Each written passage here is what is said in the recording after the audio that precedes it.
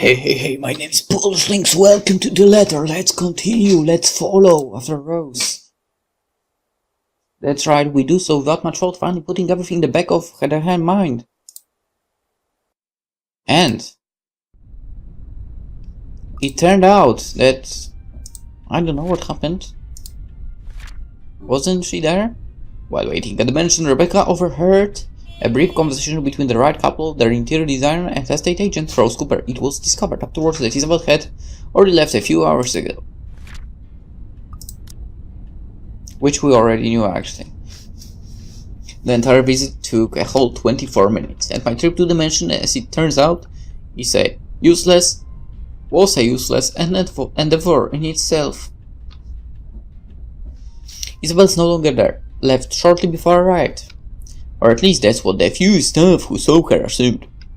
None of them knew where she went, but I can take a few guesses.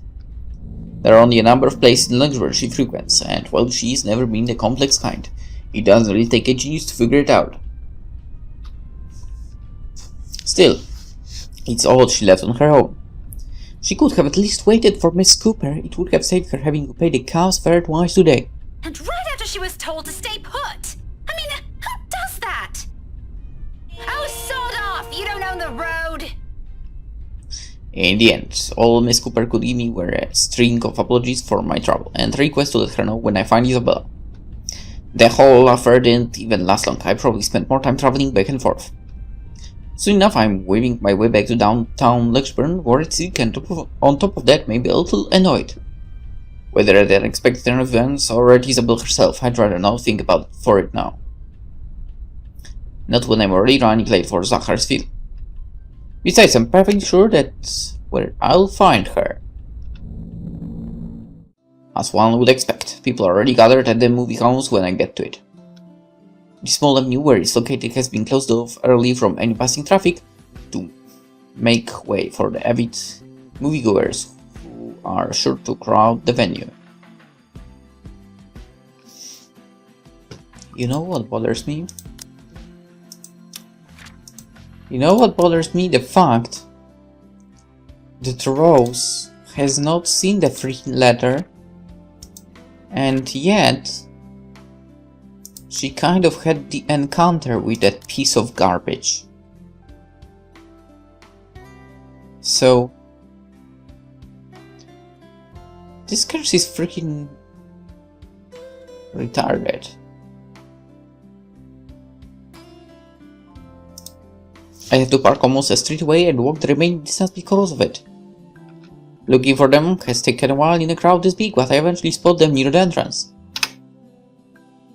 Thanks to Zachary, mostly. And like I've surmised, Isabel's with them. I knew it. Wasting no time, I march over their little group. Words feel concern tumble out of my mouth before I can stop myself. Isabella! Oh, thank goodness! Becca, you're just in time. A new expression crossed her face as I hold it with both hands, but I ignore it in favor of getting a good look at her, forcing her to keep still and fix her gaze at me.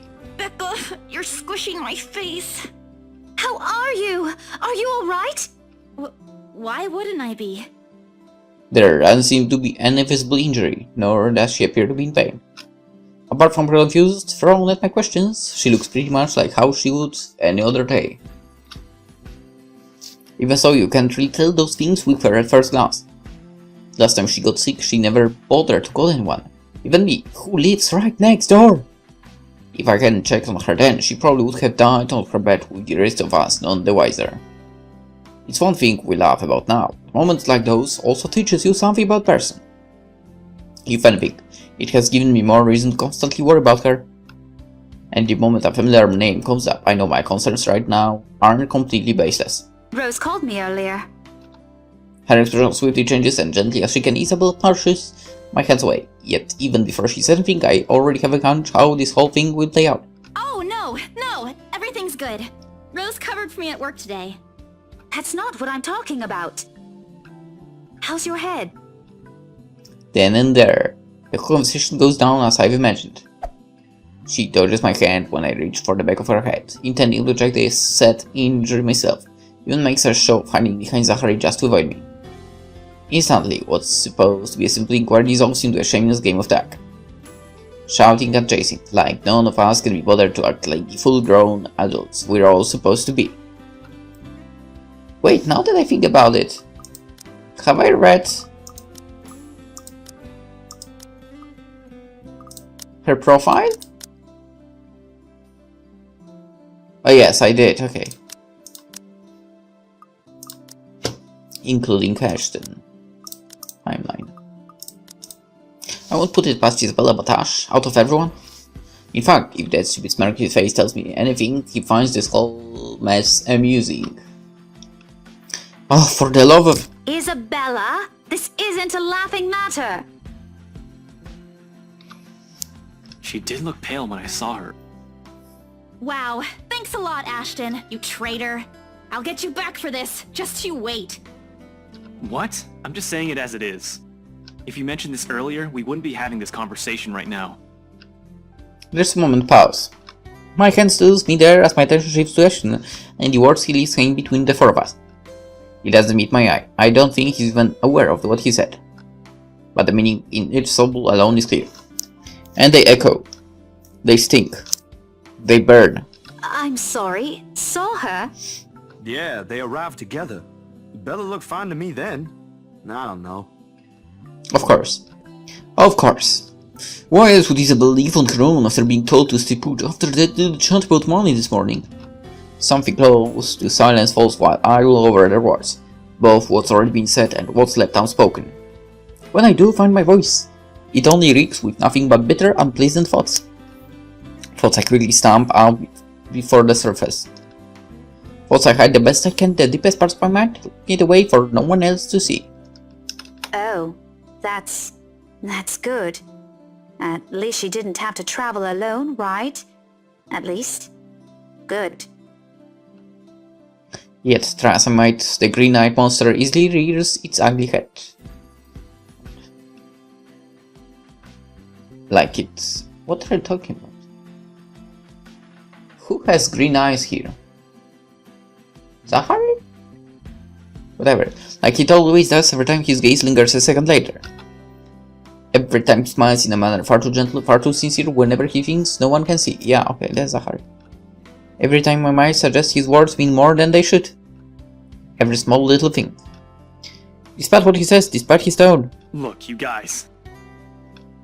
For now, it might just be the same kind of fondness from friendship. She said green eyes, he has blue eyes if you are talking about Ashton. Maybe I'm simply overthinking like he often tells me, or maybe there really is something there. But in this, his short display of impatience, I know how it is just for show. After all, growing up together with him didn't teach me nothing about him. For whose sake is it this time for? For him? For Zachary? For her? Or for me? That I can't tell. If she says she's okay, then there's nothing we can do about it. It's not like we can stop her either. Besides, she's still acting like the same old Isabella to me, if she can still run around like that. Why are you taking her side? I'm not. But if she wants to watch Zach's movie with us, I'm not going to stop her. She's probably the one looking forward to it the most. Ash, that's... You, of all people, should know... Tell you what, if I notice something amiss with her, I'll take her to the nearest hospital myself. Is that good enough for you? My bow was then snapped shut almost as quickly, forming a thin, hard line instead. I can respond, not because there is nothing to say. On the contrary, there's plenty, so many things I can use to reason and get him to agree. But because he speaks with much certainty, with such reassurance, it feels like there isn't even a choice. All I can give is a long, deep breath and a reluctant note in the face of it. Before I can get a grip of myself and my own weakness, the mood immediately shifts and I'm being tackled into a hug. Thanks, Becca. It's always been you with him, isn't it? Did you say something? Me? Nothing. Don't mind me. A lie, obviously, what else can it be? Each and every smile, a tiny effort to keep things as they are, or so I tell myself. A little do I know, this is merely a preamble. It starts out quietly and full of fanfare, amidst friendly jibes and harmless teasing, with a scrap of paper fluttering harmlessly to the ground. One that looks so special, like a cheap Halloween prank no matter how you look at it. And yet, despite how ludicrous it is all, Isabella stubbornly insists, as if our whole life depends on acknowledging the truth in her story. Does she even realize how absurd she sounds now? Crevens, even my students wouldn't fall for this. Isabella, aren't you taking this a bit too far? She doesn't give me a time to regret nor think over my choice of words. From there it escalates, grows in an argument to petty, even for our standard as adults. Before we know it, one after another, harsh, scathing words are being spoken. It's not a joke! Will you guys listen to me first? I saw something in the house earlier. It stood right in front of me. If I hadn't gotten away, that thing might have... Right. And in broad daylight, Isabella. Even someone gullible would find the logic in that screwed up. There's also no way in hell that this supernatural shit is true. Well, about that. But it's real! What do you think I saw? A hallucination? A delusion? Didn't you say you fell down some stairs? So maybe Rebecca's right. It happened after, when I was trying to get away. I almost got stuck in the same room with that thing. We're all in danger. I thought you were my friends. Why don't you believe me? But someone has to be patient in all this, and however much my own has already been afraid earlier, there is no one else. Well, here can deal with somebody selfishly acting like a kid. What? I mean, you saw something as well, Rebecca, so... like every other time, it has to be me. We are, and you know that. But this thing and that thing has got nothing to do with the other. Oh, come on, you saw something as well, damn it. When Rose called earlier, I thought she's just exaggerating. But based on what I'm seeing right now, maybe it's better if we really postpone this for now. Don't bother. Just like that, she cuts herself. Slams the right on her faces while my own temper flares before I can stop. Although it falters briefly at the hard expression of her, when she snatches the blast paper from Ash and I hold on to it. Regardless how upset she appears, sword expression and bold-faced throwing at Andrew is simply unacceptable. For a grown woman at that, words from at the tip of my tongue, ready? I'll frankle my mouth and let it all out. Her feelings and mistakes be damned, Zachar raised the voice of his own. Guys! A warning underneath the warm and hopeful beat in his voice. We all stop and look to him, and even my own anger subsides a little at his tone. Yeah, Rebecca is talking about being high and mighty and, you know, being adult and so on, but if you think about it, all she does is anger towards others. Like, she literally always reacts with anger. So, that's not really an adult attempt. I mean, yeah. Attempt to deal with the situation. Why don't we all calm down first? I'm sure Isabella has her reasons too. No need to be hard on her. Yep. And hey, ain't this supposed to be a happy get-together? To an outsider it may sound like a desperate weakness, but Sarah has always been the one to keep a level head over pretty petty squabbles. This time's no different, he knows what to say, and when he lets it fall, they only ring sharp and true. We haven't seen each other for months. I'd really love to know what y'all have been up to. I only ever get to talk to Bella over chat. Please. And as careful as he is with his own tone, it does make me feel ashamed. We're supposed to be here for him, to give him what little support we can give, yet here he is, trying to keep three stubborn people from outright hashing it out in public. Later we can, and we'll talk about it, of course. There's a proper time and place for it, and at the moment my anger and whatever reprimands it carries no longer matter. See? Told you. The anger again. And also I feel like she believes that's the only good, right way is her way. That's ridiculous. Beside me, Ashton appears to have already caught on. The lines of his shoulders ease to something much more relaxed, his expression back to its usual nonchalance. Isabella, however, she stands perfectly still, her hands clasping the strap of her back like a lifeline, eyes trained at some point near her shoes. There is no anger in her face, only an undeniable hurt. But she's never been good at hiding what she thinks, always the open book, always the one to wear her heart out in the open. And when she looks up, her answer is also as simple. If we keep arguing here, we're going to miss the first few minutes. Her lips are curled up in a smile. For lacking both its brightness and glee, it's a smile nonetheless. I've seen countless times it's the very same one she would show when she knows has no other choice, or simply when things get tough for her. But despite everything I already know about her, it still catches me off guard. In honesty, I expect her to run, to balk at the first sign of losing this time. I won't even be surprised. At 26, she is the youngest among the rest of us. Less experienced, less accustomed to dealing with trivial quarrels like this.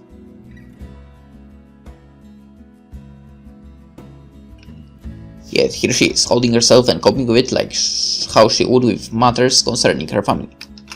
Outside that, to me, she has always been the childish, naive girl, and watching the opposite play out right now. Somehow I find it difficult to wrap my head around it. Alright, that's the Isabella I know. Oh, good. I thought for sure you were going to cry. But I envy her. What was that for? Stop calling me a crybaby! I'm not one! Oh, don't cry. Stop it! I envy her spirit. Her warmth, her cheer, the shine in her eyes when she looks at the world. How everything seems to simply fall back to a pleasant, lively rhythm with her around.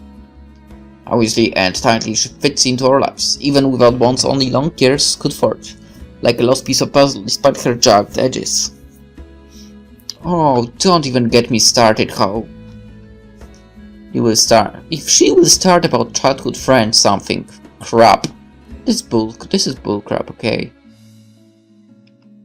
How she draws people to her with ease. How Ashton of all people can be drawn to her. There we go. Okay, scaredy cat then. That too!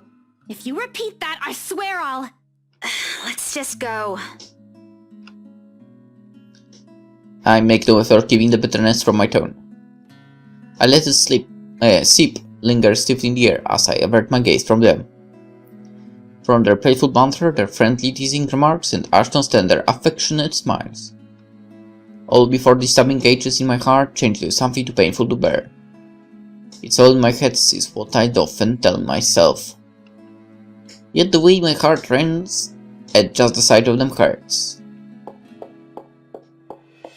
And like a coward I walk away from all of it, taking with me a small hope the movie will distract me away from these thoughts. Because like this, it's easy to find something to hate in her.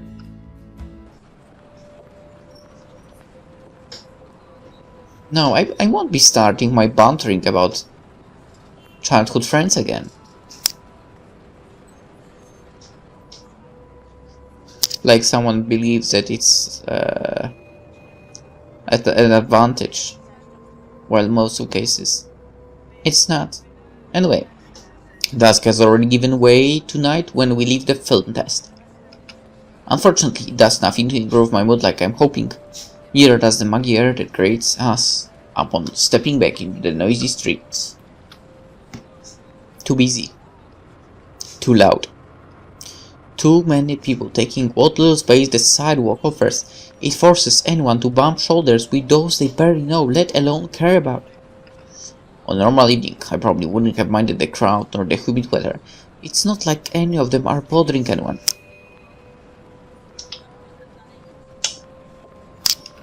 And yet, even with what's admittedly a pleasant company, I can't bring myself to lighten up. See you guys some other time. Yeah, see ya! I think she saw something. Not even to return the smiles Ashton and Zachary gives us when we go our separate ways. Perhaps this started with Miss Cooper's call, or rather than that. Maybe even the moment I left bed this morning. Bloody hell, it could have been because of that sodding letter for all I know. I couldn't care less at this point. All I want is to get a warm bath, sleep, and wait for this dreadful day to end. Now if only Isabella would stop babbling, then maybe this dull throbbing and the side of my head won't turn to a full-blown headache too. Zach did a pretty good job with his movie, didn't he? Even though Ash said he ran into some trouble late into filming. But I knew he had it in him. It's not like I didn't believe he couldn't do it. I mean, did you see his face after the credits rolled? All those months he worked on this, and everything's finally... You weren't even watching. Only the first minutes. I watched the rest of it, I swear. Besides, Ashton was the one who wouldn't stop asking questions. Well, why do we still need to talk about this then? I liked it. Ash liked it. You liked it. And you act like a bitch, Rebecca. Shouldn't you be telling that to Zachary in person? I'm sure he'll appreciate it better than I ever will. I know that, but maybe there's something you want to say? Zach had you check the scripts before he went through everything, didn't he? You also worked on it, even if it was only for a short time. So, maybe you want to... I don't bother waiting for the rest. The moment I spot my car, I immediately make a quick beeline for it. Don't care, this is merely another attempt at starting conversation, just so we have something to fill the dead air. To replace the strange atmosphere we've somehow walked into. One thing, never think, I'm not too keen to deal with the present.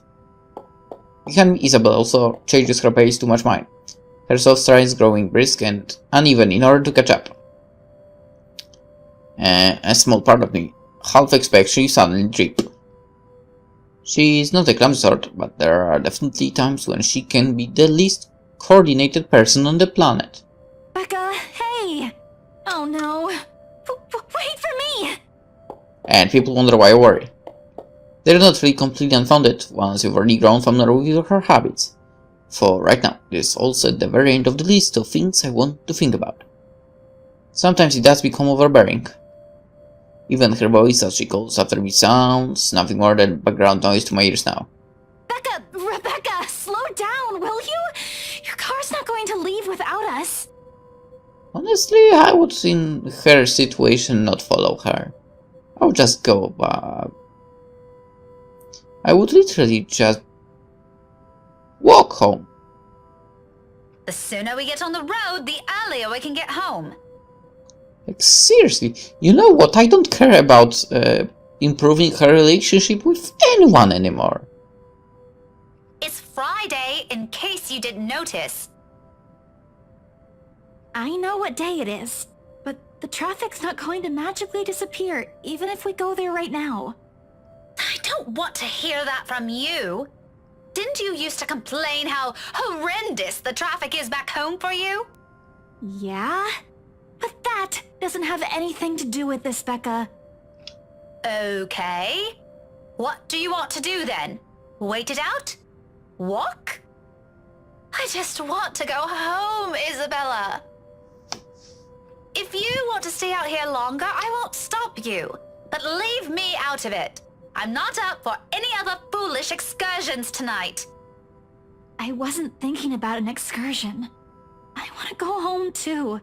It's already late. It's just that you've been in this prickly mood since earlier. Are you really okay? Was it the cold? Or did something happen at school? Do you want to talk about it? A long pause falls and it holds everything she's been meaning to ask from the very start.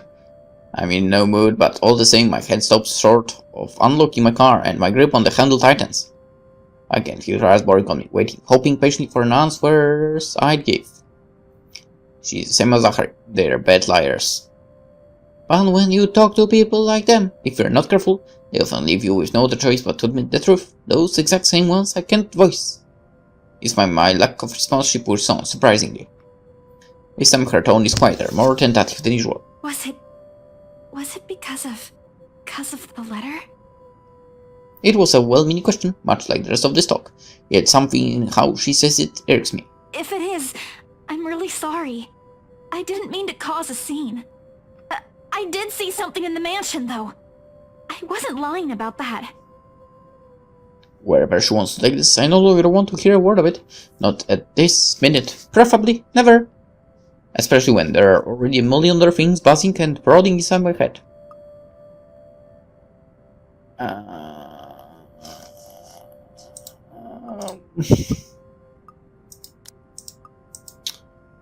I'm not in the mood to talk. This caught up with me. Alright, I know she's a bitch and basically she would say the first one. But I'm making the decisions here. So, you would like to have the relationship better, okay? And during the open house, even if there were a lot of people around, there were weird things happening. Boom plus, alright. I don't know if there was anyone else who noticed, but I heard things. I'm sure it wasn't because I fell down the stairs. Even before that, in the attic, Isabella. Yeah? A pause. If I don't let it last, only to give myself a small window to breathe before I lay down the words between us with as much restraint my patience allows. Which is not much after everything. I can only hope Isabel will soon take them as they are. She can be stubborn as a mule when she wants to be. Yeah, like you are the one to talk. This kind of conversation tonight.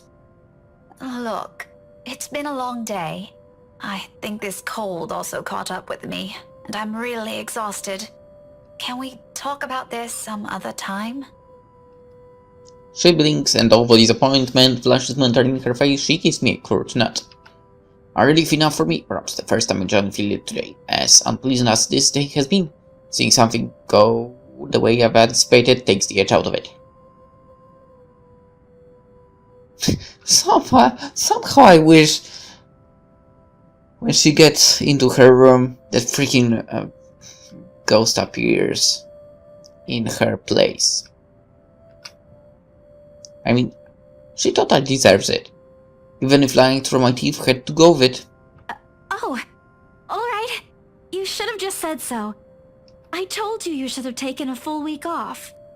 Were you able to get the meds I brought you, though? Do you need anything? I could drop by the pharmacy for you. Yeah, no need to fuss. A good night's sleep is all I need. I've been busy the whole day. I guess I should have listened to you and taken it easy. But we have exams to prepare for. It's one or the other, you know? I mean, technically you don't have the exams to prepare for, it's the kids that have the exams to prepare for. I knew it!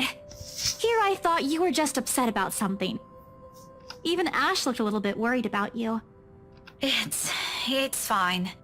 Let's just head home, okay? I'll make it up to you next time.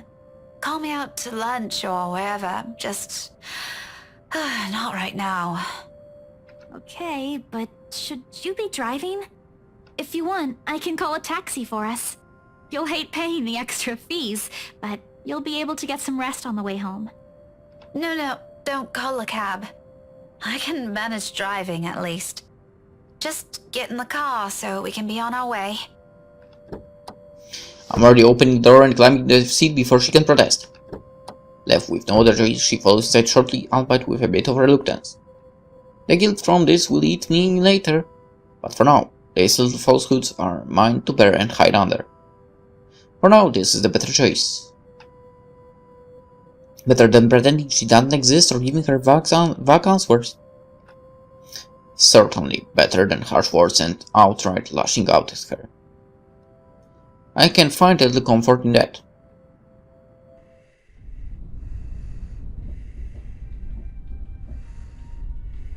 What the hell is snoring? Kind of, or more like breathing very loudly. Thankfully, if there is anything left to be spoken between us after, we won't have discussed it on the way home. Rather, we can't. Because no sooner than we hit the road, Isabella dozes off. Despite my full boot, I still end up suppressing a laughter once the first sounds of her breathing filled the car. Mama? Not your mom, Isabella. Slow and steady, the quiet rhythm so completely unlike her, so far removed from every impression anyone has to offer. Has of her, sorry. A few faint whimpers will... God damn, I hate the fact that I have to report mostly overnight now. Like, it's not as good as during the day. A few faint whimpers will occasionally come from her, but otherwise it's just this silence, and it's so utterly unexpected. Still, well, welcome break, of course. Peace and quiet is one thing you will rarely get with her around. It is nowhere near comforting. It merely lends the air this strange clarity, Every little sound, every single movement, more palpable. And with it comes the unease. A jolt of surprise hits me. It's almost comical if this were a different situation. In my hustle, I see dislodge my mobile from its seat on the dashboard when I swipe on the screen. Soon I'm scrambling blindly for it with my other hand, while keeping a steady eye on the road ahead.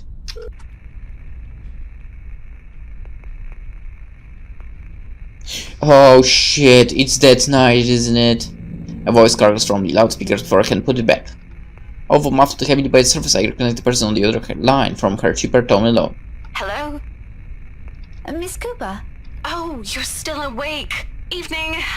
I hope I didn't disturb you or anything. I know it's a bit late. Sorry about that. I just want to check on you and Isabella.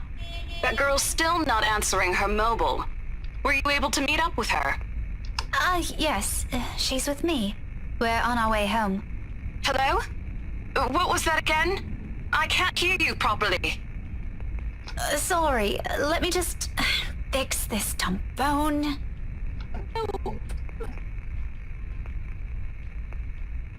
Oh boy. My hand stops dead for a moment. I spare the device a brief glance, waiting. Seconds pass. Nothing happens, though. Frankly, I am not sure what I'm expecting, but the lines of my mouth forms to a frown regardless. Miss Cooper? Yes, still here. Did you say something?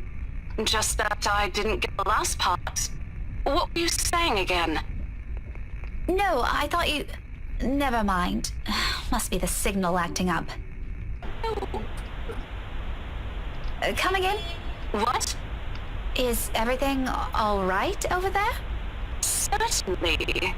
Is something wrong? Why wouldn't? Okay, you seem to be busy. If this is a good time, I can just call you back some,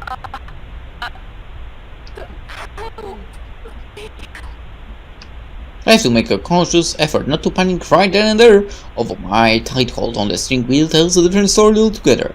Miss Cooper? Rose? Hey, Rose! Are you still there? Only a burst of stacking answers me, and maybe this lapse is entirely because of exhaustion. It has been a long day and I haven't fully recovered from last week's bout of the flu, contrary to what I've been telling people. Though perhaps, had I paid close attention to it, had I not been so occupied with other thoughts, I probably would have noticed earlier. But it never came from my phone. But from somewhere right behind me.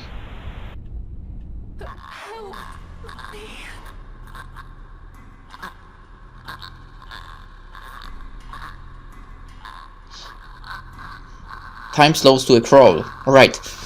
Listen to me, Rose. Right now. You definitely have seatbelts, right? Speed up and full freaking stop, okay? And she will, you know, fly through the window, hopefully. Looking up is a mistake. The first thing I see is the face. A ghastly shade. Every inch battered, bruised and bloodied. Even darkness and the world passing by in a blur of lights outside, I can still make out the wounds. Blood still oozes from it, little trails of crimson running down its face, glistening under what little light there is. But it is the gleam, it is its eyes that catches mine. The quiet bleed, the anguish, and the desperation in them. More than its hideous features and the awful stench of gore now soaking the air. And try as I might, I can't bring myself to look away. Even as its lips contort in a horrific smile. Even as a sharp, harsh noise pierces the air and the silence around us. Rebecca! Huh? Car! Eyes on the road!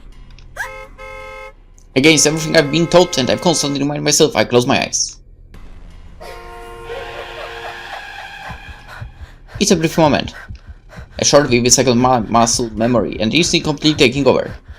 And if I didn't allow it, my hands didn't move or my feet didn't hit the brakes, in that exact second I might have. Isabel and I might have. No! I should get the notion away before I lose myself in it. Right now it's an ugly line of thought a thought I refuse to venture into, not when breathing is a struggle and every ounce of strength has been totally drained from my body. Most definitely not while Isabel's panic voice beside me still rings in my ears. We are alive. We are safe.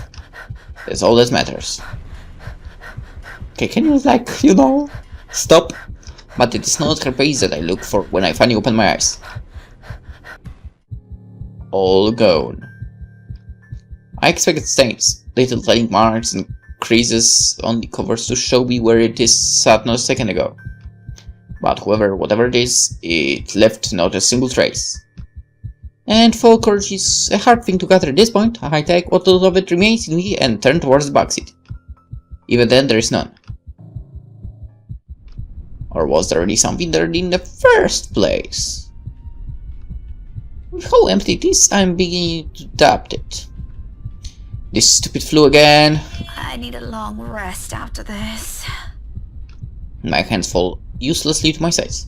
Numb from how taut my grip on the wheel has gone, yet still trembling from the unexpected rush of adrenaline.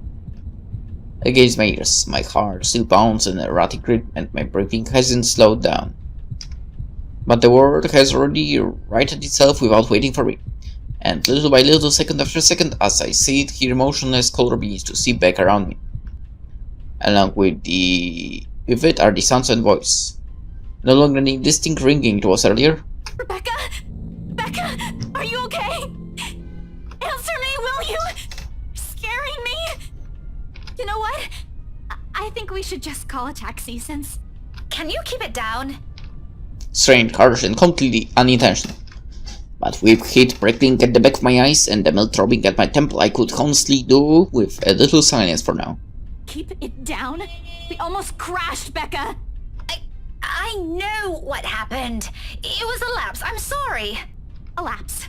You call that a lapse?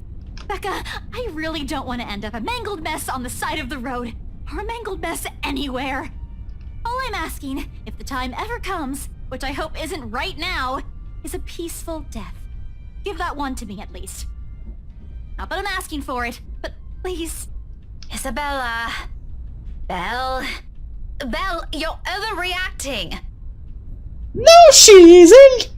If you're so worried, why don't you drive? Okay. Don't have a license. I keep telling you to get one, didn't I? For the past 5 years. Nice. Do you see why now? There is someone else that I keep telling you this, but it doesn't work as well. I wasn't really expecting to stay here this long. I thought it'd just be for a year or two. All of a sudden, a pensive mood comes over her. Isabel looks away. Well, what's left of my little lecture never crosses the tip of my tongue. I don't allow it to, because in each of those words she let loose earlier in a small truth. Her stay has always been meant to be something fleeting. Earn some good money, go home. It's what she'd tell herself during her first year here. Now, half a decade later, I'm not sure if she still believes that. Even I'm not sure if I still believe it. And if there's something in her reasons that has changed along the way, even if I already have a hunch, it's one thing I'll never bother to ask. Those are hers to keep. I'll be careful this time, I promise. I mean... Just please, can we give this whole thing a rest for now? I think you both should talk about what you both see, damn it. I mean, one of you already was open about what she saw. You are the one that keeps resisting. She nods, and that is the end of it. We spend the rest of the trip back to Salemwell in Salem. Oh my god, you live in Salemwell? Are you kidding me? This just can't end good. God damn it, a lot happened on the 21st. After watching Blue Fonse, Isabella tried making smoke with Rebecca, but the latter was in a prickly mood and was not interested, otherwise Rebecca claimed something was proceeding in the back seat of the car. All thoughts of an overactive imagination playing tricks on a flu adult mind, and of smiles that were meant for my eyes abandoned in only, if only for a brief moment. Yes, I think it's time to end the episode. Anywho, let's face it, we are getting a fresh start. we are getting a really fast start here. I mean, it's already been twice, but she's seen something. First, we had a shadow, now this. Well, this is getting, I don't know, dangerous. Anywho, for now, hope you enjoyed. Hope to see you tomorrow. Bye-bye.